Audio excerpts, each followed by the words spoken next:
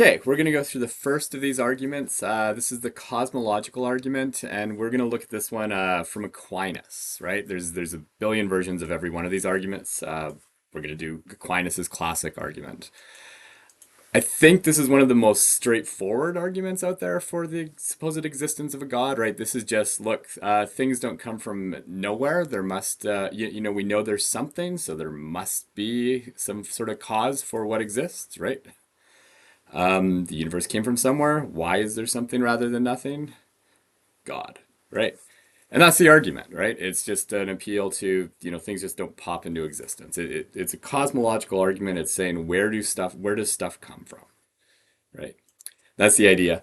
Um, the version we're looking at of this argument is from Thomas Aquinas. He's a 13th century Catholic theologian, one of the great thinkers of Catholic thought, right?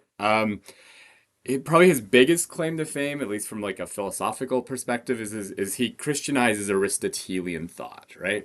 So as a scholar, he spent loads of time working on Aristotle's translations and just trying to interpret what he had to say about metaphysics and ethics, and trying to make that compatible with where it was Catholicism, right? And so that's really what he spends much of his career doing. His commentaries and his translations of Aristotle are one of his great achievements. And that's really relevant for our purposes when we're going to look at him as giving you a cosmological argument, because cosmological arguments are appealing to the idea that there must be a cause for things, right? And he's working in the scholastic tradition. He's a classical thinker. So his view of causation is quite different from ours, right? We are all post-Humeans. We live in a post-scientific revolution world, right? We think in terms of event causation, right? Like if you ask people to talk about causes, we'll give some sort of account of causation where we're like, well, there was an event, and then these kind of things were part of the event, and then they led to this future event. And that's sort of what we're talking about when we talk about a causation, right? Like if I hit a billiard ball with a, pool cue, then it's going to, impact another ball, and then that ball is going to move. That event of the hitting of the pool of the ball with the cue was a transfer of motion of some sort. That was, so the features of that event transferred motion into some future event, and then so that first event caused the second event, right? Like that's kind of how we talk about causes. He wouldn't be talking in terms of event causation. He's talking in terms of these very different views of what a cause is in us.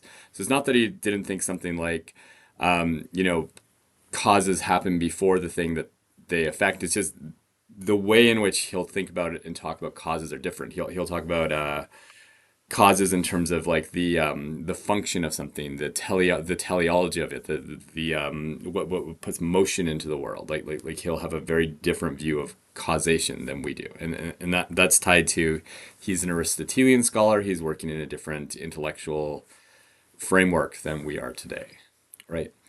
So we should say a little bit about, I guess, the rest of his stuff.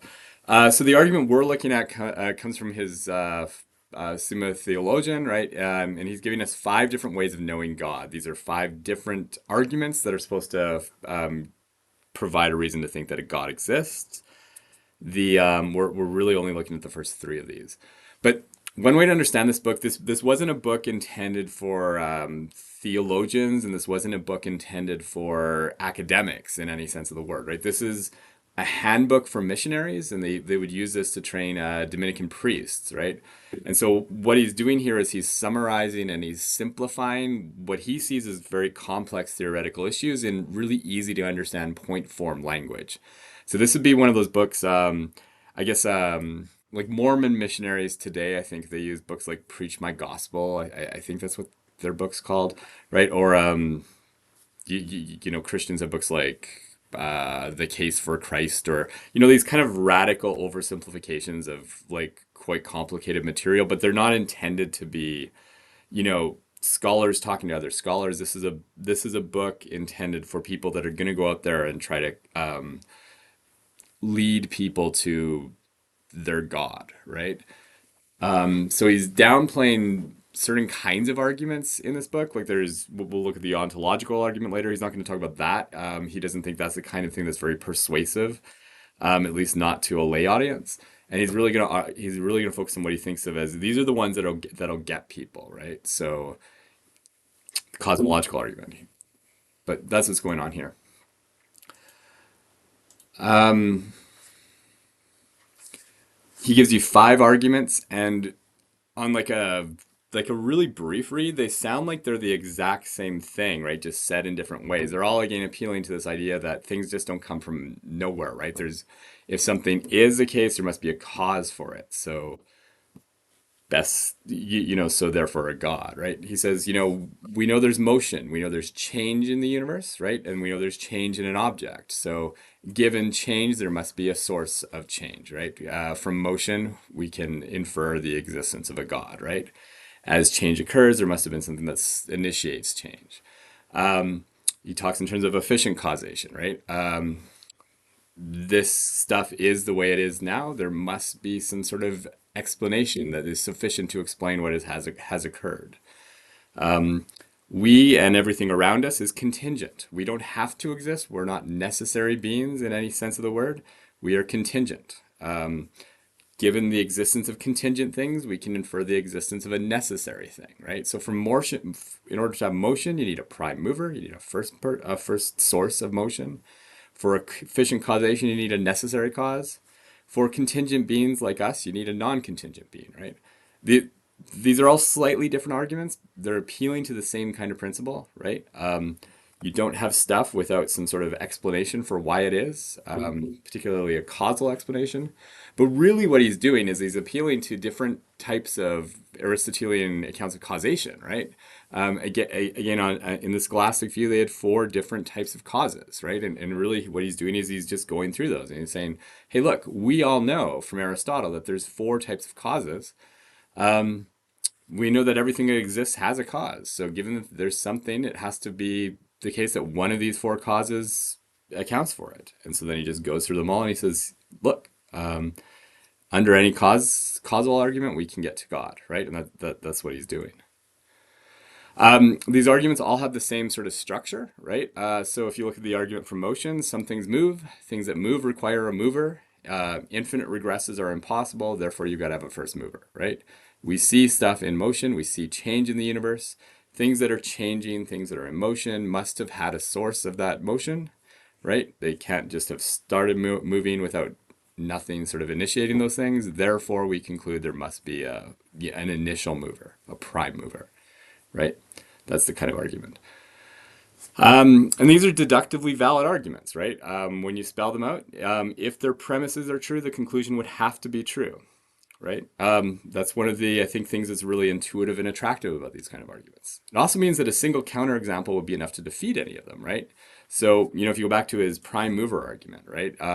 If it's the case that some things that are in motion don't have to have been initiated by something else, then that would defeat the entire argument, right? If so they like all deductively valid arguments, right? They have that kind of they're vulnerable to if you can show that one premise fails, the whole thing fails, right? Um, okay, we talked through this one.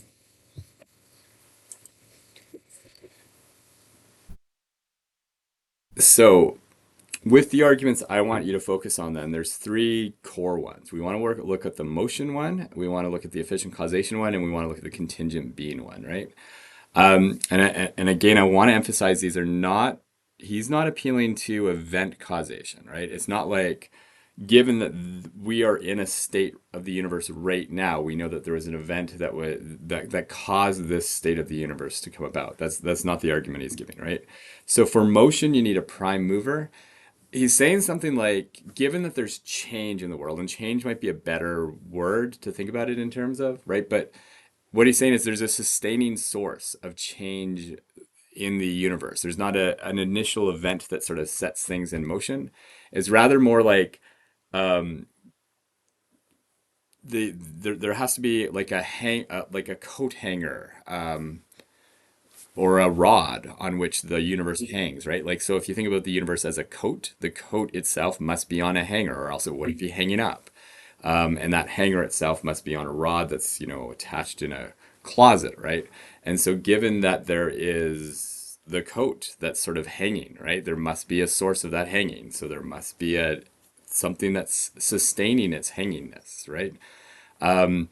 You think about water streaming out of a pipe or something like that. Like, then you know that there must be a source of that water, right? The water is coming from somewhere. There's a lake that is moving into the pipe, right? So, given that there is change in the universe, and given that it's constantly changing, we need a prime mover. We need a source of change, right? So that's the idea there. It's again not an event. It's not. There must be a first cause in the sense of there must be an event that occurred before this one. It's there must be the river is probably a good analogy, right? If there's water flowing out of a pipe, there must be a source, there must be a place where the water is coming from, right? And it's continually going into the pipe in order for the water to flow out. So that's the kind of argument there. For efficient causation, you need a necessary cause. I don't know. For you to win a match of Fortnite against your friends, then there must be a cause of Fortnite, right? Without that, there's no ability to win the match, right? If the game didn't exist, you wouldn't be able to win. For contingent beings, you need a necessary being. Think of a baker with a muffin, right? Yeah, right. Like if there's muffins, you know there's a baker, right? Um, it's necessary for the existence of a muffin to have a baker. Likewise with humanity, right? We are all contingent beings. We didn't have to exist. We're not necessary in any sense of the word, especially not an individual one of us, but just in general, right? Humanity is not necessary. And so the thought is, look, if you've got a bunch of, little monkeys like us, there must be a necessary being, right? So from the existence of contingent things like us, you can infer supposedly the existence of a necessary being such as us, such as a god. Those are the three core arguments that we're looking at. They're all slightly different, right? And again, they're taking different kinds of causal accounts of what is. The last thing I want to say about his argument and these kind of arguments in general, they appeal all these kind of cosmological arguments where you're saying, why is there something rather than nothing? Or given that something exists, there must have been a cause for its existence, right? So given the universe exists, something must have brought it about, right? They're all appealing to what Leibniz called the principle of sufficient reason.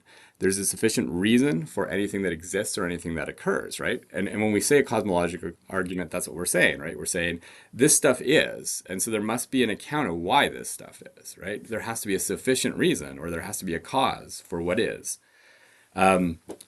If that principle is false or doesn't always apply, then that would be a problem for these kind of arguments, right? So if there's something that doesn't apply to, this would be a problem. But again, there's the argument. We know that our universe exists, so it must have a sufficient reason for its existence. What is the sufficient reason for it? What is the cause? Supposedly that's a god, right? That's the argument.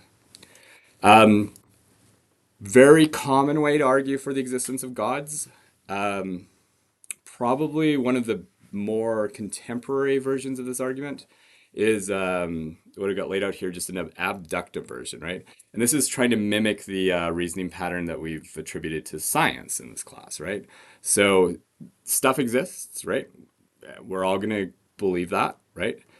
Given that there is stuff, there must be a cause for the existence of that stuff. We could look at a bunch of different explanations for why things are. The best explanation, and then this is where you're going to have to do all the work to get this argument off the ground, right? The best explanation for the existence of the stuff is that a god did it, right? Therefore, God exists.